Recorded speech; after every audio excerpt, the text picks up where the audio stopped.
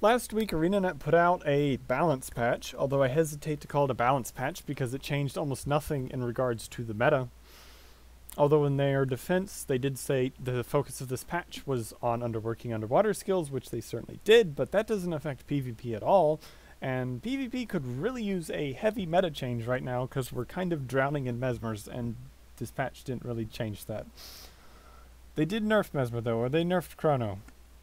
Slightly. They nerfed Chrono Phantasmas by some degree. The Phantasm resummoned by that trait does less damage, so Chrono doesn't kill you nearly as fast, but they'll still kill you every time, so that doesn't really change much. So I'm still very frustrated with this patch. The only real thing of note as far as the overall meta is Deadeye got completely reworked. Essentially, Deadeye, previously, they would passively generate Malice. The way it works now is they generate Malice from active skills. Or not active skills, from skills that use initiative. And if those initiative using skills critically hit, they'll gain a bonus Malice. Which basically means they can't just, camp and stealth and generate Malice. They have to actually play the game and attack stuff to build their Malice. So that's actually a really good change. It makes Deadeye less of this gimmicky camping class to a little more engaging to fight against. So I think that's a good change. I haven't had the chance to really fight enough good thieves to actually tell what it's done in regards to thief meta. From what I've read from thief mains is they seem to be split as to whether the changes to Deadeye killed the class or were a buff to Deadeye. I guess it kind of depends on what builds the thief is running with Deadeye. So we'll see how that goes, but it's certainly a little more interactive to fight now, so I can get behind that. Oh, the other important thing for Deadeye is Death's Judgment, which is the thing that one-shots you on Rifle Thief. It is now the stealth attack for Rifle rather than being an independent weapon skill, which means they'll always use it out of stealth, although they generally speaking always used it out of stealth before, so that doesn't really change anything there. But since it's a stealth attack, they can only shoot it once. They can't do it 2 times in a row. And before someone tries to get smart with me in the comment section about how you can use stealth attacks multiple times if the first one misses, I will point out that Death's Judgment still applies reveal on use. So they can only use it once. Which I think is a good change, because basically before, they would camp and stealth, they'd shoot Death's Judgment twice and force you to double dodge, and while some classes have no trouble doing that, for people like me that play Necro, double dodging isn't something you can really do, because in practice you just never have both of your dodge charges available. Which meant surviving basically required gambling that second Death's Judgment didn't crit. Well, so it's a little easier to deal with now. But we'll have to see where the meta goes for Deadeye. I don't think it'll come into the meta. I think the Thieves overall, their most potent builds will remain the same, since their most potent builds weren't even Deadeye to begin with. But, more interesting theory crafting opportunities if you are a Thief player, at the very least. Moving on, Druid got their healing nerfed again. Basically, Druid is no longer a viable selfish support. So basically, the permanently contesting the off node is not really something you can do anymore, which is kind of huge, because Druid has kind of been one of the top builds for contesting the side node since its inception, so that's kind of a huge change. I have seen a lot of people saying Soul Beast is really good now, and I've fought a few Soul Beasts, and they're quite dangerous, but as to whether Soul Beast comes into the meta or if Ranger just falls out of the meta completely remains to be seen. So they're kind of up in the air. Unfortunately, it'll take quite a while to actually see where the meta is, because as I mentioned at the start of the video, we're still drowning in Mesmers. Moving on to Necro, which is what I think most of you are interested in. Not too big changes. There was 2 changes that stood out in this patch for PvP. There was a change to Nourishing Rot, which affects Scourge. And what they did is previously Nourishing Rot would give you 5% life force on an ICD when you corrupted a boon. It will now proc when you use Burning, or when you apply Burning, sorry.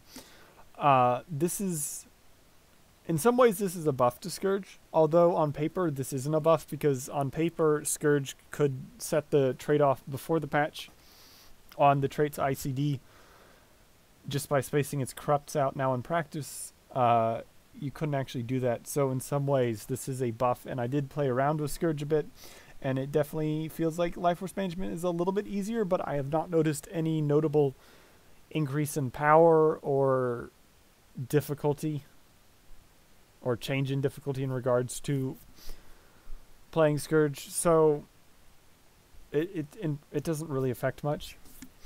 What I like about this change, and this is kind of weird saying I actually like something that arguably buffs Scourge, because I've been a very heavy critic of Scourge, is that this trait means Scourge no longer has to stack Boon Rip to maintain life force stability, which opens up some theory crafting possibilities, which is, I think, a good thing, because one of several things that irk me about Scourge's design is the fact it kind of shoehorns you into a very specific way of building for it. It's not like Reaper, which is very open. You know, Reaper, you can run basically any core trait line with Reaper and have workable builds.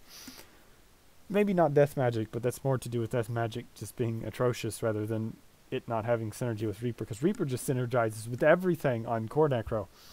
So there's all these interesting builds you can make with it, where Scourge is very locked in with regards to its build. So anything like this change that kind of opens Scourge up a bit for build crafting, I think is a good change.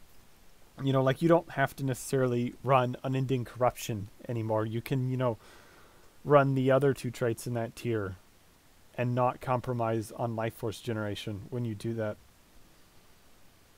So definitely, I think a beneficial trait. I would have preferred if they had continued their habit of slapping Scourge on the wrist every single balance patch. They've never heavily nerfed Scourge in any one patch, but they've kind of been steadily smacking it down since its inception. A little disappointed they didn't continue that trend, because Scourge is still, like, outside of Mesmer, Scourge is still top of the meta, and they're still a very oppressing class, and it's still not a very engaging class to play, and it's not a very engaging class to play against. So I still would like to see this elite spec fixed, which surprises none of you. Moving on away from Scourge, Well of Power. This is the one interesting change for Reaper, is if you played Wells Reaper before the patch, well, you got a nice buff. Well of Power now applies might every pulse, which, you know, obviously just having more might is good, but Blighter's Boon Reaper benefits heavily from this change, because it means every time the well pulses, you know, they're getting another 1% life force that they wouldn't have otherwise gotten. It also means that you can, at the beginning of the match, you know, when that 10-second countdown to the door opening happens, you know, you cast Well of Power on yourself right then, and you'll get the 6% life force from each of those pulses, from the cumulative amount, not from each pulse, but from the cumulative pulses, since you get one might every pulse. So that's actually a pretty good life force generator at the start of the match, and before Well of Power you wouldn't even have used it in that context.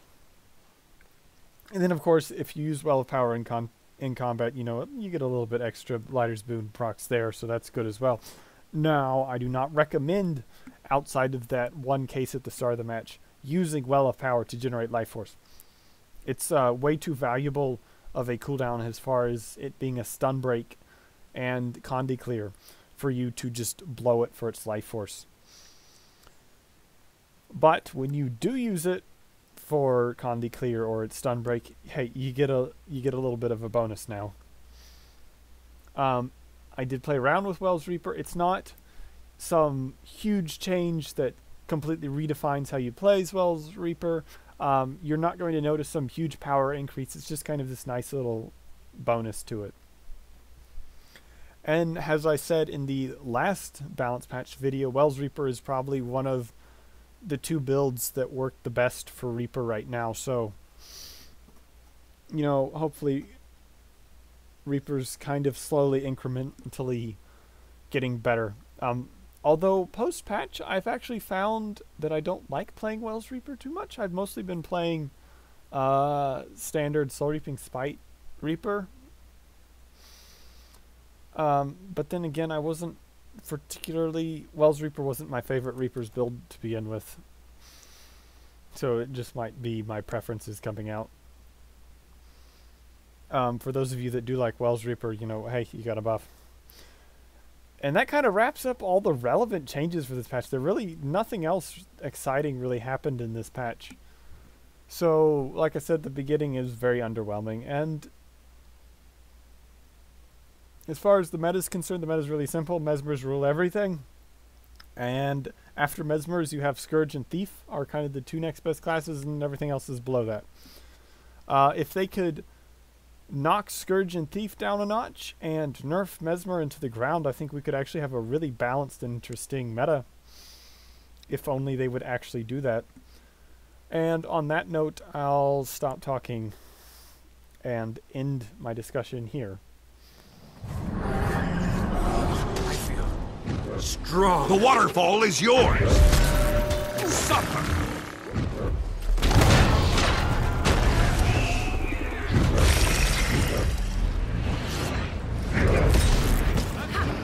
Your soul. Weakness on.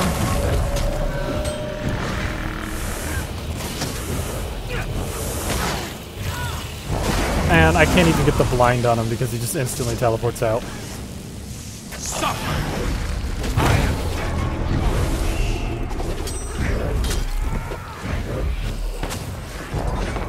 And he's gone.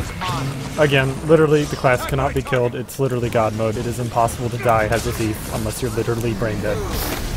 Like, it's just stupid the amount of crap that class gets away with.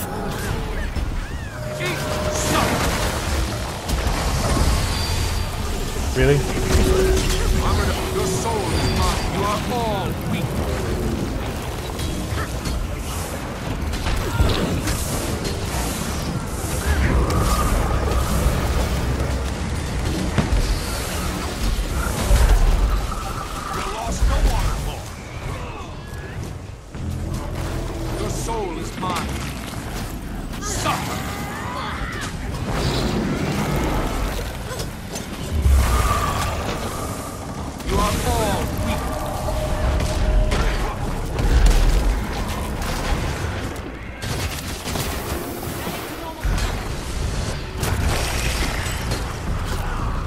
You've taken the graveyard.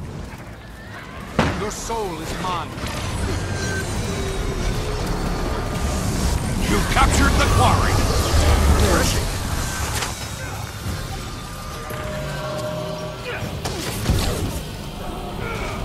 You are all.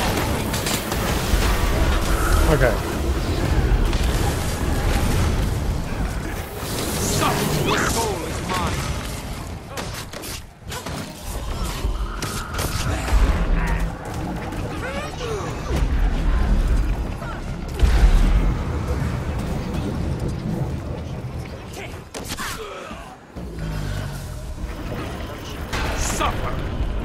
You are all weak.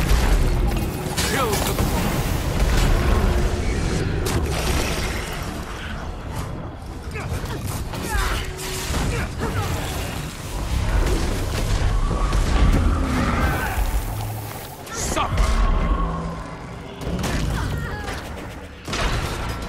Holy cow.